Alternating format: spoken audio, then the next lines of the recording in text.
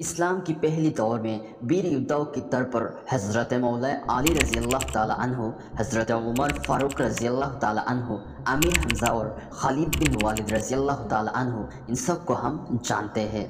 وہ لوگ اللہ کے رسول اور خلیفاؤں کے دور میں بہت سارے جنگوں میں اپنی بہادری کا توجہ دیا ہے۔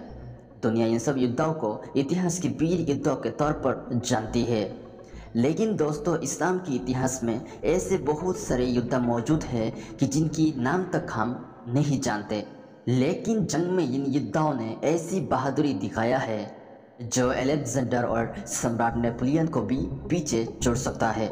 ہمارے اتہاس کی ان مہان یدھاؤں کے بارے میں نہ جاننا ہمارے لیے شرم کی بات ہے۔ تو دوستو، آج کی اس ویڈیو میں ہم ایسے ہی ایک مسلم یدھا کے بارے میں جانیں گے جن کے بارے میں خود اسلام کے پہلے خلیفہ حضرت ابوبکر رضی اللہ تعالیٰ عنہ نے فرمایا تھا کہ وہ اکیلا 1000 یدھا کے سامان ہے۔ یہ میں اور آپ جیسے سادھرن انسان کی بات نہیں تھا، بلکہ اسلام کے پہلا خلیفہ حضرت ابوبکر رضی اللہ تعالیٰ عنہ کی کہنا تھا۔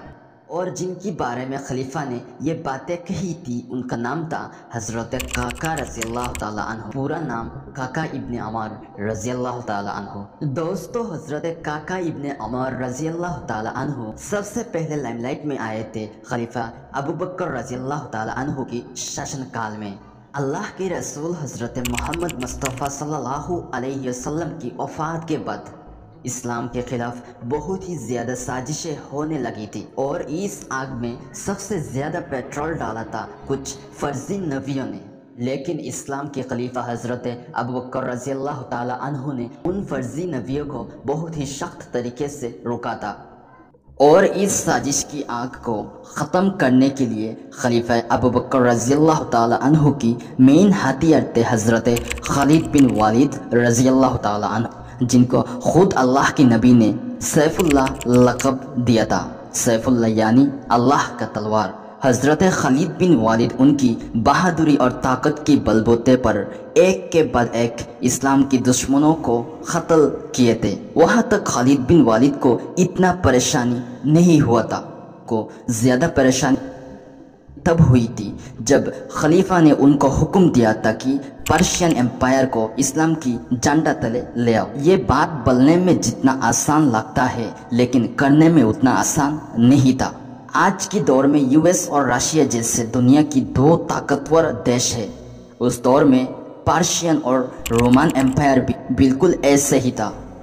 اس دور میں ان کے ساتھ یدھ کرنے کے لیے کوئی سوچتا بھی نہیں تھا، لیکن خلیفہ کے حکم کے مطابق اتنی بڑی اور طاقتور دیش کو حملہ کر بیٹھے تھے حضرت خالد بن والد رضی اللہ تعالیٰ عنہ۔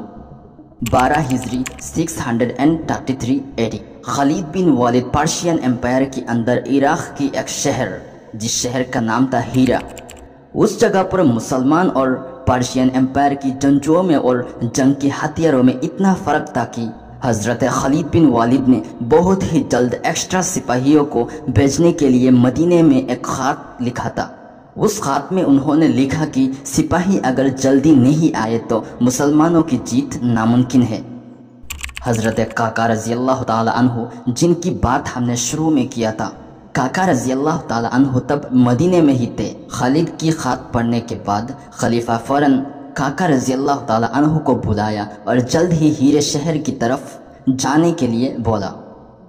دوستو، تعجب کی بات یہ ہے کہ خالد بن والد رضی اللہ تعالیٰ عنہ جہاں ایک بڑی لشکر کو بھیجنے کے لیے خط میں لکھا تھا، وہاں خلیفہ نے صرف ایک انسان کو بھیجا۔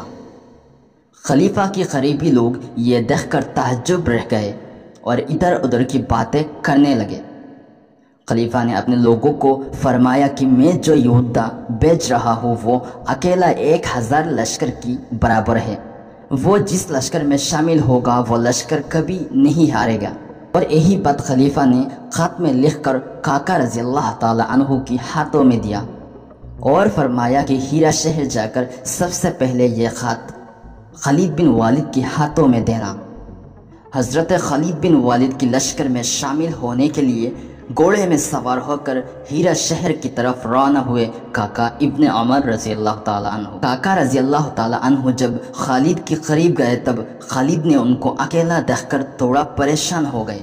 لیکن خلیفہ کی خط پڑھنے کے بعد وہ سمجھ گئے، کیونکہ خلیفہ کے اوپر ان کا پورا بھروسہ تھا۔ حضرت خالد بن والد رضی اللہ تعالی عنہ نے اپنی کئی لشکر کا سپہ سالار کے طور پر حضرت کاکا رضی اللہ تعالی عنہ کو بنایا، اور تب سے حضرت کاکا ابن عمر رضی اللہ تعالی عنہ نے یقین دلانا شروع کر دیا کہ وہ خلیفہ نے ان کو 1000 لشکر کی برابر بتایا تھا۔ کاکا ابن عمر رضی اللہ تعالی عنہ نے سب سے زیادہ طاقتور ویرتا کا پرمان دیا تھا قاضی بار کی جنگ، جو اسلام اتہاس کی ایک بڑی جنگ تھی۔ اس جنگ میں مسلم لشکر کو مقابلہ کرنے کے لیے پرشین امپائر کی کمانڈر ہرمز ایک بڑی لشکر کو لے کر حاضر ہوا۔ ہرمز کو یہ پتا تھا کہ خالد بن والد جس لشکر میں ہے اس لشکر کو ہرانا مشکل ہے، اس لیے ہرمز نے ایک الگ پلان بنایا تھا۔ ہرمز اپنی لشکر کو چھوڑ کر جنگ کے میدان میں آیا تھا اور خالد بن والد کو اکیلا لڑنے کے لیے بولا تھا۔ خالد بن والد بھی اس کے کہنے مطابق اکیلا جنگ کرنے کے لیے جنگ کے میدان پر آ گئے۔ دو بڑے بڑے کمانڈر کی جنگ شروع ہوئی اور ایک دوسرے کو حملہ کر رہے تھے کہ اچانک اس طرف سے ہرمز کی لشکر میں سے کچھ سپاہی یدھ کی نیم کو توڑ کر میدان میں آ گئے تھے اور حضرت خالد بن والد کو چاروں طرف سے گھیر لیے تھے، اور یہی تھا ہرمز کا وہ دوسرا پلان۔ حضرت خالد بن والد کی طاقت اور بہادری کے بارے میں اس کو پتا تھا، اس لیے اس پلان کو بنایا تھا ہرمز نے۔ ہرمز کی لشکر نے جب خالد کو گھیر لیا تب مسلم لشکر کی زبان تک بند ہو گئی تھی، کیونکہ مسلم لشکر کو یہ بالکل پتہ نہیں تھا ہرمز ایسے سازشیں کرے گا۔ اپنی چاہنے والا پریہ لیڈر کی موت کا انتظار کرنے کے علاوہ دوسرا کوئی چارہ نہیں تھا مسلم لشکر کے پاس۔ لیکن اس پرستھتی میں بھی ایک مسلم سپاہی دوڑ کے اکیلا جنگ کے میدان پر چلا گیا۔ اس سپاہی کی تلوار ہرمز کے لشکر کا ایک ایک سر دڑ سے الگ کر کے زمین پر گرا رہا تھا۔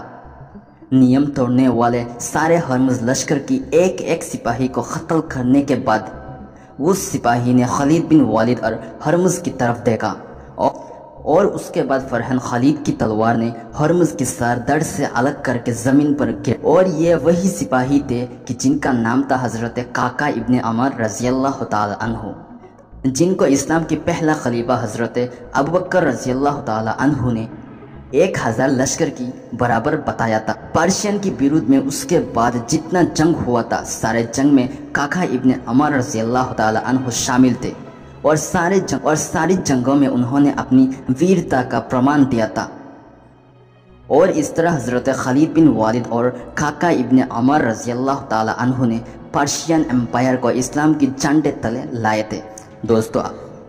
دوستو افسوس کی بات یہ ہے کہ ہم اپنی اتہاس کو یاد نہیں کرتے۔ یہ ویڈیو اگر اچھے لگے تو